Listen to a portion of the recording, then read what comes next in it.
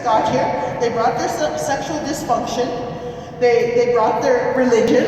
And then I say too, you know, it's like you guys gotta watch out because next thing they're gonna be taking your children and stealing your women. Because that's what happens, you know? And I think that's the truth, you know? And it's ironic. It's not nice, but it's ironic, you know? And yeah, so yeah. And that was my status. You know, I was sitting in a restaurant, I said that. Can you imagine? Sitting in a restaurant just ranting? I challenge you, each and every one of you, to go and make a status like that, a live status. The minute when you're wanting to put it down on Facebook, if you're someplace really awkward, start doing that. It's kind of like the way we do those, what are those dance things called? Where people just all of a sudden start spontaneously dancing? A flash mob. Let's do flash status. You know, see what that would be like.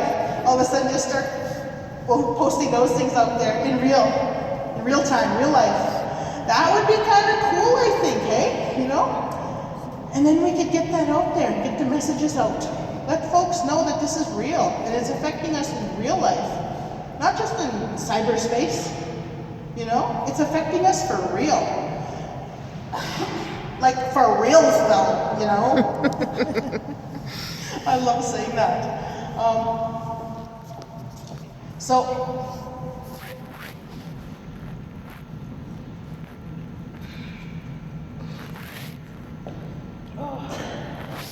You ever do that where you have like just a booger that just sits in the back of your mouth? It's just so annoying. Oh, God.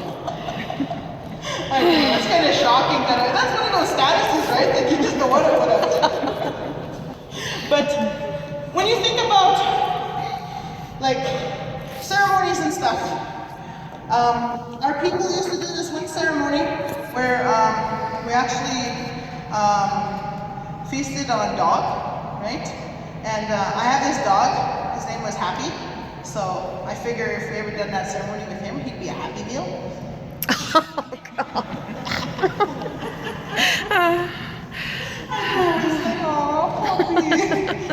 But he never became a happy meal. He took leave, he just ran away from home and never come back. And it was in Saskatchewan, you know what? And I didn't see him running for days and days, because I live in the bush. Believe it or not, Saskatchewan is not just all flat. There is bush out there, and I live there. And that's another thing. Like Sasquatches, are they real? I mean, you know, you think about the Bigfoots, right? And all of that whole folklore and stuff. And not enough people talk about it. You know, and we all watch the TV show and we don't tell each other like, oh, I'm gonna go home because I want to find a Bigfoot. You know, because I believe in that. But we don't ever tell anyone that we believe in that stuff because they don't want to look at us like we're crazy. You know, it's like, oh, only crazy people believe in Bigfoot. It's like, no, yeah, no, yeah, no, yeah. But I believe in Bigfoot, and I'm a stand-up comedian, and I am crazy, so maybe there's some truth to that. I also believe in aliens, and I believe in lobsters. And I think lobsters are screaming. You know, really. You get thrown in hot water and tell me you're not going to scream, you know?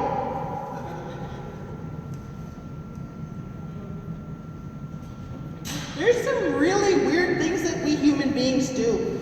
You know, like really, really weird things. Like these shoes, for example. Who the heck invented them? You know, to stand up high in the back end. That just messes with your whole spine. But yet I still conform to it. You know, conformity, right? Like we all conform to these things. You know, it's kind of funny the silly things that we do as human beings. You know, flattening our hair, curling our hair, walking around and wearing really, really tight pants. You remember that in the 80s when it was really fashionable to wear really skin-tight pants? And you walked around and half your stomach hung over, the bottom half was like stuck in, and you got home and you had this big band around your waist. Oh, that was me anyways, I was headbanger. It was horrible, you know, but I thought, hey, I look good, you know, in my mind. Oh, wow. if I could go back in time and talk to her, it's like, oh, Annie, seriously, this guy that you're with, he's not, oh, no, man, don't do it. Don't give him your virginity. He doesn't deserve it. You know? If I could go back in time and talk to her, hey, what would you say, you know? Think about that. Take that home with you, you know? I know I'm not being funny right now and you guys are just smiling at me wanting jokes, but it's like, damn it, I'm done. I'm not funny, okay? I already got paid. I'm kidding, I'm still funny. I can be funny like for a whole long time.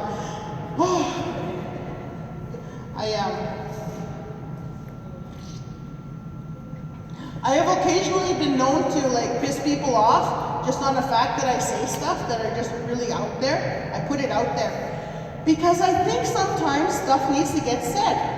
And you need to say it. You know? You need to tell people what's up. You need to say, no, I don't want a screaming lobster. You know? I want you to release that lobster. That lobster has rights. You know? Just like that panda has rights. And that damn giraffe. Like, what's up with everyone watching this damn giraffe? Like, giraffes aren't that interesting. You know? All of USA is like all focused on this giraffe. What's it doing? It's stuck in a little cubicle being a giraffe. You know, it's supposed to be giving birth or it give birth. I don't even know. Cause like, and that's another thing too. You know, it's like, why don't people eat giraffes? Those buggers got good neck bones. You know, I don't understand that. It's like, you get all these game hunters going out there and they're killing all these big animals and then they're not eating them. Feed the people. If you're gonna waste that meat, at least package it up and give it to the folks who live there. You know? Like, that's what I think anyways. Giraffe neck bones, that's going on for days. That's gonna feed a whole community.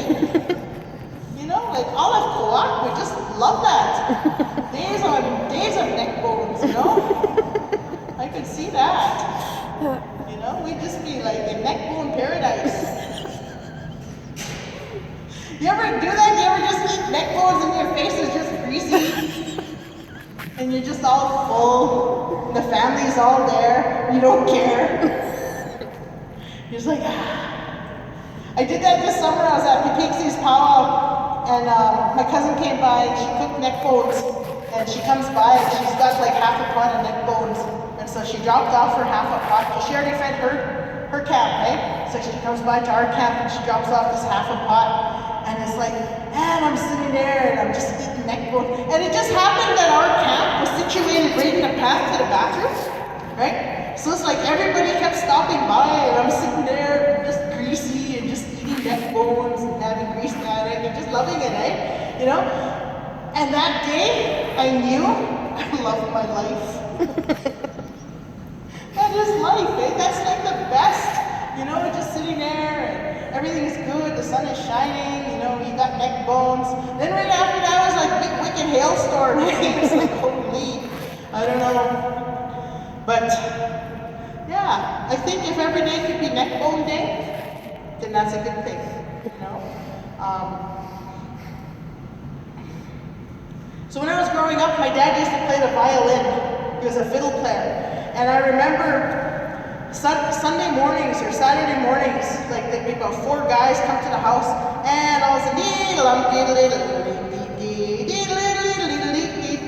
you know, and there we were, us little kids, eh, and we'd all be like trying to watch TV in an extra land. We'd turn the TV up, and then Dad would go and he'd turn his amp up, and then we'd turn the TV up, and Dad turned his amp up, and it was like, oh man, you know, there's no winning, hey. And so I remember coming into the rooms like trying to be all, you know, asserting myself or whatever. And I remember going in there and I'm like, turn it down! Can you guys quit now? You know, trying to be tough to my dad, right? And all of a sudden I get like a licking, you know, like get out of here, you know. So I go over and it's like, it was a non-win situation. But nowadays, if I could hear that old fiddle one more time, I'd be just happy, eh? You know? And you know, I never did tape that. But that's the thing, is when we're in the middle of those situations, we don't realize it, how awesome it is. And how awesome that's like the best time, you know? So yeah, neck bones, fiddle music, you know, that's a good day for me. Oh, listen. You hear that? You hear that? They're just telling me I got 2 minutes left. So I gotta leave you with a really good joke. So, this one time, I guess I better turn off the barking dog. Okay, dog, be quiet. So, this one time I was driving home from town, and as I come driving over this one hill, all of a sudden I see this tree. It was like a big, big tree, and it was like, as I was getting over the hill, I could see the top of the leaves, and this tree is moving along across the road. I'm like, what the heck? What's going on? And I look, and then there's this I see these little wee tiny pylons about that big, set up on the road. I'm like, what the hell? And I get over the hill, and I'm going slow now, because like, I don't want to bump anybody, right? It looks like a crew's working or something. And all of a sudden, in the middle of the road, there's this little orange helmet. And inside that helmet is a little beaver with a stop sign. True story. Thank you very much.